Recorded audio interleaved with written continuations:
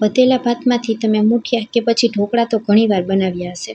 આજે હું તમારી સાથે એકદમ યુનિક વધેલા ભાતના વડાની રેસિપી શેર કરીશ.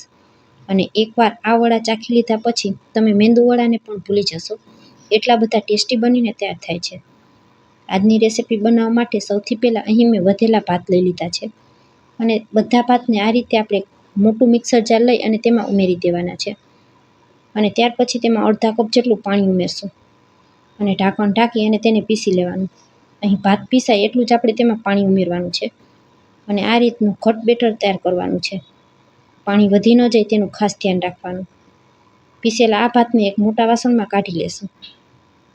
થોડા થોડા કરી અને ભાતને આ રીતે મેં 2 વાર પીસી લીધા છે. ત્યાર પછી એ જ મિક્સર જારમાં 3 બાફેલા બટાકાને ઉમેરી દેશું.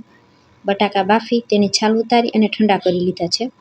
અને તેમાં પણ 2 થી 3 ચમચી જેટલું પાણી ઉમેરવાનું. જેટલા બટેકા પીસાય એટલું જ આપણે પાણી ઉમેરવાનું છે. પીસેલા બટેકાને પણ એક વાસણમાં કાઢશું. અને ત્યાર પછી જે આગળ ભાત પીસીને રાખેલા હતા તેને પણ બટેકાની સાથે ઉમેરી દેશું. અને ત્યાર પછી આપણે બંને વસ્તુને ચમચાથી આ રીતે એકદમ સરસ ફેટી લેવાનું. આજનો નાસ્તો બનાવવામાં આપણે કોઈ પણ જાતના સોડા કે ઈનોનો ઉપયોગ કર્યો નથી. અને માત્ર 15 મિનિટમાં બનીને તૈયાર થઈ જાય છે. તો સવારની ભાગદોડમાં પણ આપણે આ નાસ્તો તૈયાર કરી શકીએ છીએ. ચમચાથી ન ફાવે તો તમે આ રીતે હાથેથી પણ બેટરને ફેટી શકો છો. વધારે બેટર હોય તો આ રીતે હાથેથી જ ફેટવાનું. તો અહીં તમે જોઈ શકશો પીસેલા ભાત અને બટાકા બંને એકદમ સરસ મિક્સ થઈ ગયા છે. તો આ સમયે આપણે તેમાં પોણી ચમચી જેટલું મીઠું ઉમેરશું. અને ત્યાર પછી અડધી ચમચી જેટલું જીરું ઉમેરશું.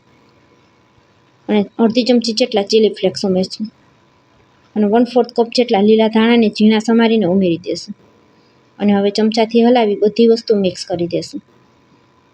બધી વસ્તુ એકદમ સારી રીતના મિક્સ થઈ જાય ત્યાર પછી આપણે તેમાં રવો ઉમેરશું. તમે રવો કે સૂજી કોઈ પણ વસ્તુનો ઉપયોગ કરી શકો. તો 1 કપ ભરી અને અહીં મેં સૂજી લીધેલી છે.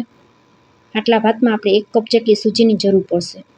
અને ચમચાથી હલાવી અને ફરી પાછું આપણે તેને ફેટી લેવાનું. તો તમે જોઈ શકશો આ રીતનું એકદમ સરસ થીક બેટર આપણે રાખેલું છે. તેને ઢાંકણ ઢાંકી અને 10 મિનિટ રહેવા દેશું. ત્યાં સુધીમાં એક કડાઈમાં 1 પાવડું તેલ ગરમ કરી લેશું. તેમાં 7 થી 8 આ રીતે લસણની કળીઓ ઉમેરી દેશું. લસણની કળીઓ સંતળાઈ જાય ત્યાર પછી તેમાં 2 ટામેટાં ઝીણા સમારીને ઉમેરી દેશું. ટમેટાં અને લસણ બંને વસ્તુને આ રીતે તેલમાં એકદમ સારી રીતના સાંતળી લેશું. અને ત્યાર પછી તેમાં 1 ટુકડો નાનકડો એવો આંબલીનો ઉમેરશું.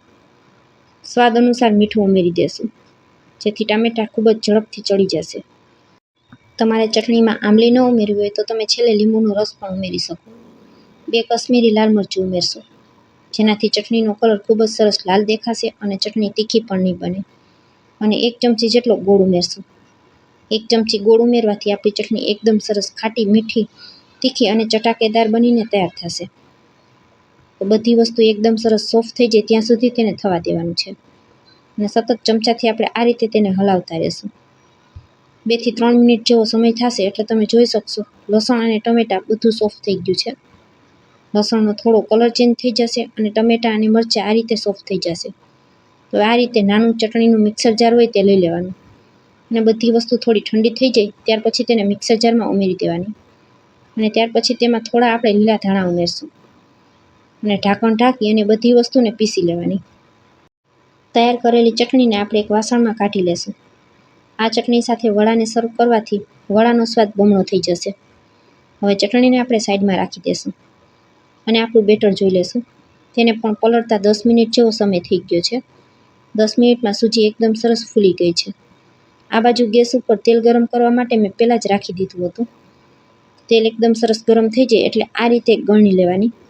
અને તૈયાર કરેલું બેટર ગળણીની ઉપર રાખી અને આંગળીની મદદથી આપણે આ રીતે તેમાં વડાનો શેપ દઈ દેવાનો. આ બેટર થોડું ઢીલું હોય છે તો આપણે તેને ગળણીની ઉપર રાખીને જ શેપ આપવાનો છે. અને ત્યાર પછી ગળણીને આ રીતે હળવા હાથે તેલમાં પછાડી અને વડા પાડી લેવાના.